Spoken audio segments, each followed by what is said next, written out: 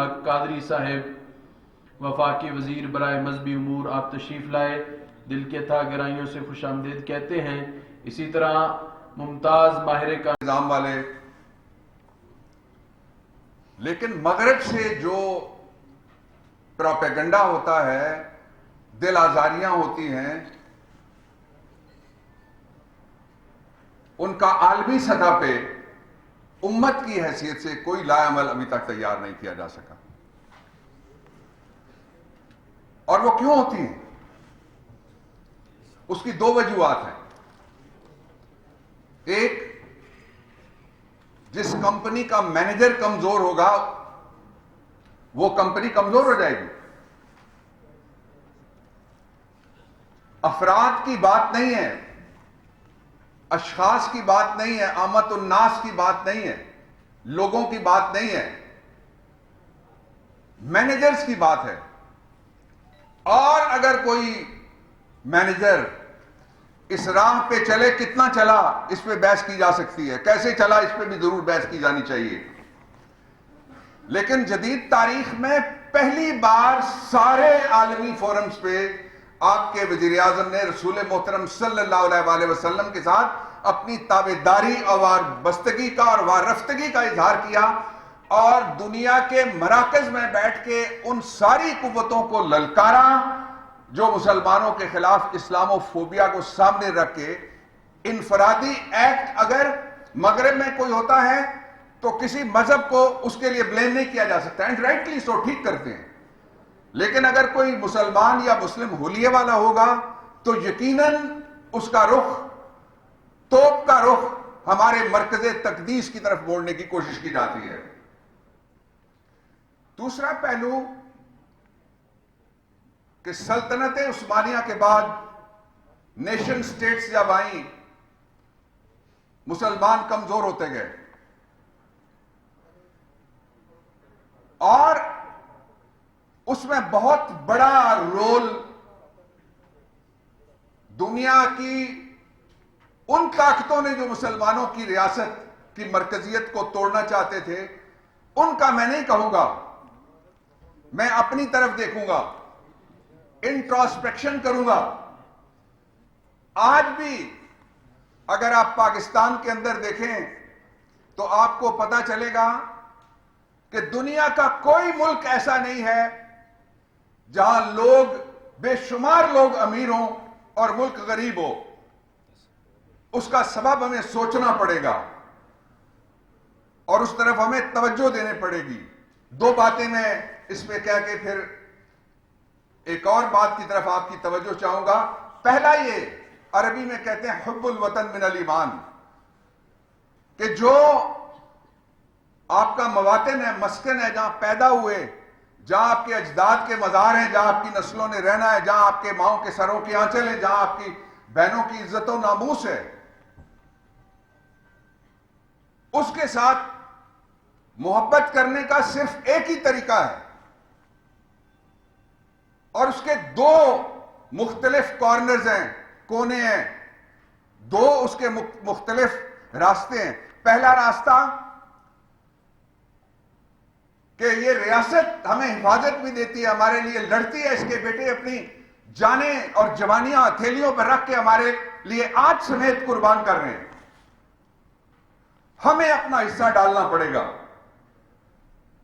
ہم اس کے وارث ہیں، تماشائی نہیں ہیں۔ تماشائی وہ ہوتے ہیں جو بھاگ جاتے ہیں، دنیا کے سامنے بھی تماشا بناتے ہیں، اندر بھی تماشا، باہر بھی تماشا، جو رہ کے اپنے وطن میں صورتحال کا مقابلہ کر کے اپنے ہم نفسوں اور اس صدی کے لوگ جس صدی میں اللہ تعالیٰ نے ان کو اس روئے زمین پہ بھیجا، ان کی زندگی بدل کر ان کی زندگی میں کوئی آسانی پیدا کرنے کی کوشش کرتے ہیں، ان کے بارے میں قرآن حکیم میں اللہ رب العزت کا ارشاد گرامی ہے، فَأَمَّا مَا يَنْفِعُ النَّاسَ فَيَمْكُثُ فِي الْأَرْضِ، کہ جو لوگوں کی بھلائی کے کام کرتا ہے، کہنا آسان ہے، کرنا مشکل ہے۔ ابھی میرے دوست ایک کہہ کے گئے، بالکل ٹھیک کہہ رہے تھے۔ اور اس کا دوسرا پورشن کیا ہے؟ اس کا دوسرا حصہ یہ ہے کہ ساری دنیا کی اکانومیز بیٹھ گئی، زمین پہ گر گئی، انگریزی میں کہتے ہیں نوز ڈائیو، ناک نیچے اور دم اوپر ہو گئی. لیکن پاکستان اس اعتبار سے it's a land of opportunity کہ اس لینڈ آف اپرچونٹی میں امریکہ کے اندر تو لوگ لڑے اس بات پہ کہ روٹی نہیں مل رہی, برطانیہ کے اندر تو لوگ لڑے اس بات پہ کہ ان کو ٹوائلٹ پیپرز نہیں مل رہے, اور مغربی ملکوں میں فوڈ چین ٹوٹی. اللہ تعالیٰ کا لاکھ لاکھ شکر ادا کرتا ہوں میں, اور ہم سب کو کرنا چاہیے کہ پاکستان میں کووڈ-19 کے باوجود کوئی اپنے گھر میں بھوکا نہیں سویا اور کسی کوچے میں کوئی بھوک سے نہیں مرا. اگر مرا ہے تو مجھے بتائیے, بیماری سے مرنا, آئی سے مرنا, تقدیر سے مرنا, رضائے الہی سے مرنا اور بات ہے. تو یہ وہ کام ہے جن کی طرف بھائی نے اشارہ کیا جو ہو رہے ہیں. اور میں آپ کو بتاؤں کہ رسول محترم صلی اللہ علیہ وسلم نے جب ریاست مدینہ تشکیل دینے کی طرف یثرب کی وادی میں پہنچنے کے بعد سفر شروع کیا, وہ ایک انسٹیٹیوشن ہے, اور وہی صوفیاء کا راستہ, اور وہی جس تصوف کی جڑ مدینے میں نہ ہو اور جس کی نسبت رسول محترم صلی اللہ علیہ وسلم سے نہ ہو, کتنی بھی چیز اچھی نہ ہو, میں اس کو تصوف نہیں کہہ سکتا. دو باتیں وہاں سے میں آپ کے سامنے رکھتا ہوں. جب آپ گئے تو رحمت للعالمین نے ریاست کی رٹ قائم کرنے کے لیے سرایہ قائم کیے. سرہ کہتے ہیں لشکر کو. کمانڈو جیش بھیجے. ایک جگہ گئے, ایک جو مشرک تھا وہ بھاگ نکلا, صحابی اس کے پیچھے دوڑا, اور اصحاب رسول کی دیکھتے دیکھتے, چونکہ سارے اصحاب رسول جاتے تھے کمانڈو جیش میں, اس وقت یہ تفریق نہیں تھی کہ یہ کام میں کروں گا ریاست کے لیے اور یہ کام میں ریاست کے لیے نہیں کر سکتا, یہ مجھے کام سوٹ کرتا ہے, جس کی جو ڈیوٹی لگتی تھی وہ ادا کرتا تھا. یہ ہے حب الوطن من الایمان کا پہلا معیار, کہ لوگ تماشائی نہ ہوں, فریق ہوں, مالک ہوں, دیکھے نہ, مسئلے کے حل کا حصہ ہوں. تو آپ صلی اللہ علیہ وسلم کے دربار رسالت میں جب یہ روداد آئی تو آپ نے رخ انور موڑ لیا اس صحابی سے, کہ بعض صحابہ نے عرض کیا یا رسول اللہ کیا ہوا؟ آپ نے فرمایا کہ اس شخص کو جو بھاگا تھا اور بھاگنے کے بعد جس نے کلمہ پڑھ لیا تھا اس کو اس نے مارا ہے, جو ساتھ تھے, جو ان کا نام لے کے آپ صلی اللہ علیہ وسلم نے ارشاد فرمایا. تو انہوں نے جواز یہ پیش کیا کہ وہ جان بچانے کے لیے کلمہ پڑھ رہا تھا. آپ کا ارشاد گرامی ہے حل شققت قلبہ, کیا تو نے اس کا قلب چیر کر کے دیکھا تھا کہ اس نے کلمہ یہاں سے پڑھا ہے یا یہاں سے پڑھا ہے؟ اس وقت پاکستان میں اس بات کی ضرورت ہے, اور مجھے کوئی شک نہیں ہے یہ بات جہاں پوری قوم کے سامنے جا رہی ہے کہنے میں, کہ جو صوفیاء ہیں ان کی سب سے اہم ذمہ داری ہے, ان کی سب سے بنیادی ذمہ داری ہے. اور یہ ذمہ داری بہت سے صوفی پیر مانکی شریف سے لے کے, پیر گولڈرا شریف سے لے کے, پیر جماعت علی شاہ سے لے کے لوگوں نے تحریک پاکستان کے زمانے میں بھی ادا کی ہوئی ہے. اس لیے یہ پہلی ذمہ داری ہے کہ اس وطن کے ایک ایک انچ کے اوپر اس کی رٹ کے لیے اور اس کے لوگوں کے سکھ کے لیے ہم سارے اکٹھے ہوں. دوسری اس دور کی میں آپ کو بات رسول محترم صلی اللہ علیہ وسلم کے دور کی حسن نثار صاحب نے ذکر کیا تو کہنے لگا کہ خاک ہوتا میں تیری گلیوں کی اور تیرے در سے لپٹ گیا ہوتا, کوئی مجھ سا نہ دوسرا ہوتا. لیکن ایک ہمارے نعت گو شاعر ہیں, انہوں نے اپنی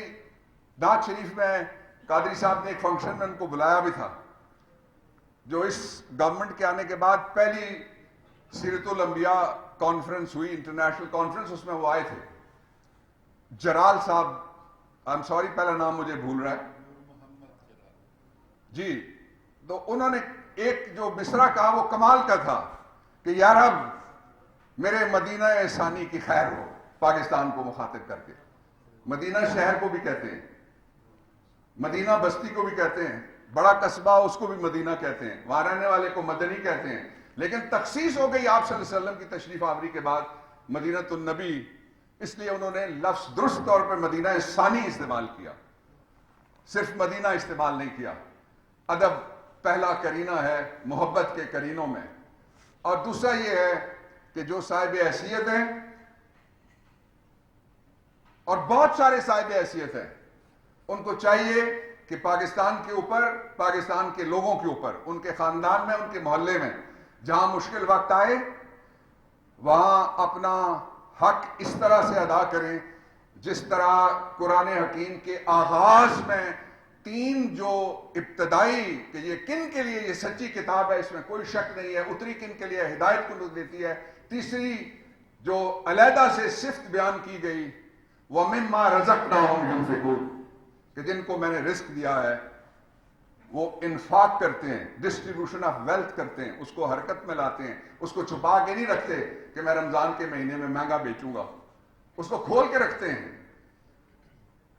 گندم اپنے گوداموں میں چوری کر کے نہیں ڈال دیتے کہ قیمت اوپر کروں گا پھر میں اس کو نکالوں گا۔ کھجوریں 2 مہینے پہلے رمضان شریف سے چھپانا نہیں شروع کر دیتے کہ بوریوں میں ان کو دیمک لگ جائے لوگ نہ کھائیں۔ چینی کے ریٹ مصنوعی طور پہ کہتے ہیں افغانستان بھیجی تھی، پتہ چلا خالی ٹرک گئے تھے۔ تو یہ وہ بنیادی نقطے ہیں جن کی طرف پوری قوم کی توجہ میں آج افکار صوفیہ کانفرنس کے ذریعے سے دلانا چاہ رہا تھا، اور مجھے اس بات پہ بہت خوشی ہے کہ پیر نوید الحسن شاہ صاحب اور ان کے ساتھی ہر سال اسلام آباد میں، یہ اس لیے نہیں کہ میرا شہر ہے اس لیے مجھے بڑا اچھا لگتا ہے، یہ مجلس سے جاتے ہیں، شہر اقتدار میں آ کے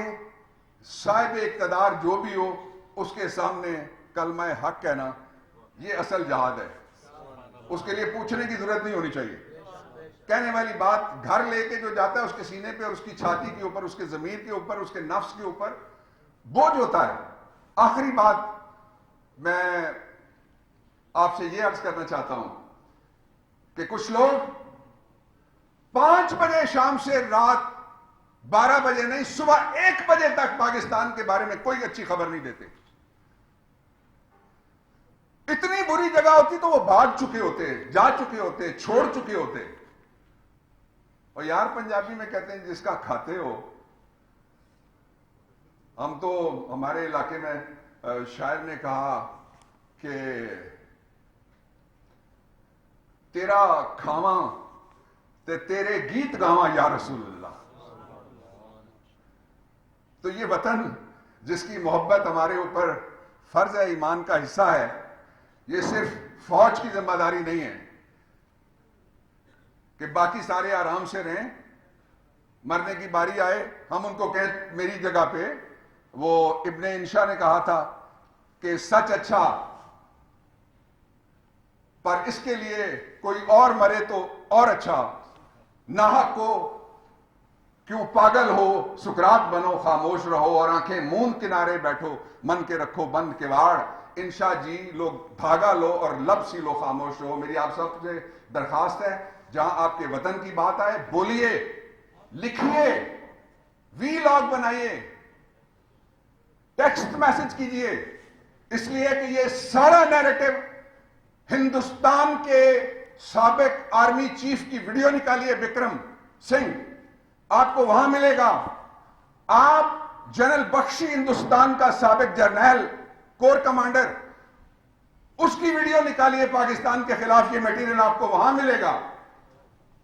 اور انہی کی فوج کا میجر آریہ، آپ کو یہ میٹیریل وہاں بھی ملے گا۔ اس لیے یہ اجتماعی ذمہ داری ہے۔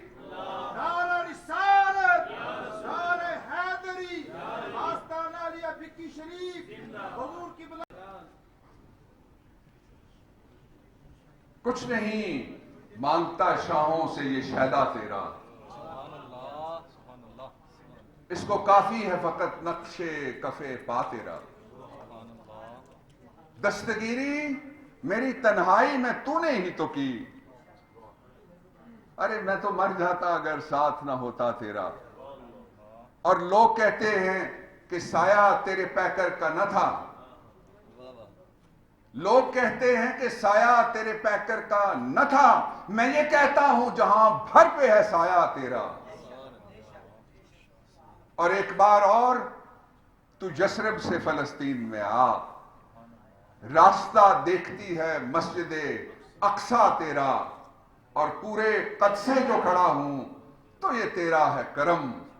مجھ کو جھکنے نہیں دیتا ہے سہارا تیرا۔ پاکستان پائندہ باد۔